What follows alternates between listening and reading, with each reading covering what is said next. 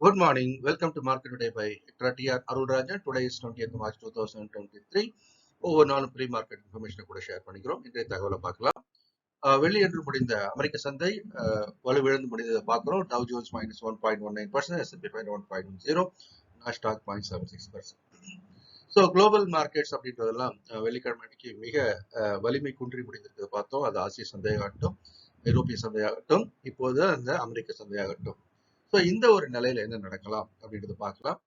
ஆசிய சந்தைகள் அப்படின்னு பார்த்தீங்கன்னா இன்னைக்கும் ஒரு தொடர் இறக்கத்தில் இருக்கிறது நம்ம பார்க்குறோம். ஷங்காய் மட்டும் கொஞ்சம் சீன சந்தை ஏற்றத்தில் இருக்கிறது. மற்ற எல்லா சந்தைகளுமே இறங்கி துவங்கி தற்போது இறங்கிய வியாபாரமாகி வருகிறது. இந்த நிலையில நம்முடைய நிப்டி சிங்கப்பூர்ல எக்ஸ்சேஞ்சில் வந்து HX 50 வியாபாரமாகுது.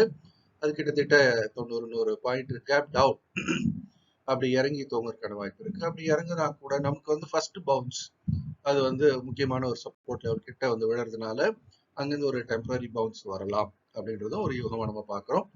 என்ன நடக்குதுன்றதை பார்க்கலாம். ஸோ நிஃப்டியோட ரேஞ்ச் சப்போர்ட் லெவல் 16,750 மேல 17,450 அப்படின்னு சொல்லிட்டு நம்ம ஒரு ப்ராடர் ரேஞ்ச் வச்சிருக்கோம். இப்போதைக்கு இந்த ரேஞ்சுக்குள்ளதான் மேலே கிழமை சொல்வதற்கான வாய்ப்பு இருக்கிறதா பார்க்கிறோம்.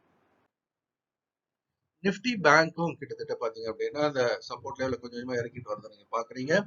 37,300 முக்கிய சப்போர்ட் ஆகும். ரெசிஸ்டன்ஸ் 40,800 ஆகும் இருக்கிறது நம்ம பார்க்கிறோம்.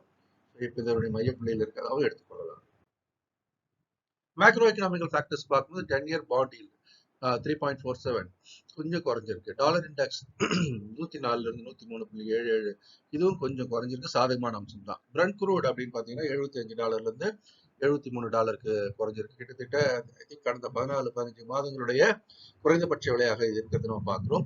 கோல்டு எகைன் கிரியேட்டட் ஹிஸ்டரி, மிகப்பெரிய ஒரு ஏற்றம். 1950 உச்சத்தை உடைத்தது, புதிய உச்சத்தை தோற்றுவிக்கிறது. ஸோ கோல்டு வந்து $1973 ஒரு அவுன்ஸுக்கு இருக்கு. எந்த அளவுக்கு பங்கு சந்தை சிரம திசையில் இருக்கிறதோ அந்த அளவுக்கு தங்கம் வலிமை பெறும் என்பதும் உண்மையே. USD INR அப்படின்றது குறிப்பிட்ட ரேஞ்சில் இருக்கு. 82.54 தொடர்ந்து பாத்தீங்க அப்படின்னா 82.40, அதே மாதிரி 82.90. இது 50 பைசா கிடையே தற்போது சொல்லிட்டு வருகிறது. குளோபல் சினாரியோ அப்படின்னு பார்க்கும்போது நம்ம மேக்ரோ எக்கனாமிக் ஃபேக்டர்ஸ்ல பிரச்சனை எது? முன்னாடி நம்ம சிலிகான் வேலி பேங்க், சிக்னேச்சர் பேங்க் எல்லாமே பேங்க் ஆனது பார்த்தோம்.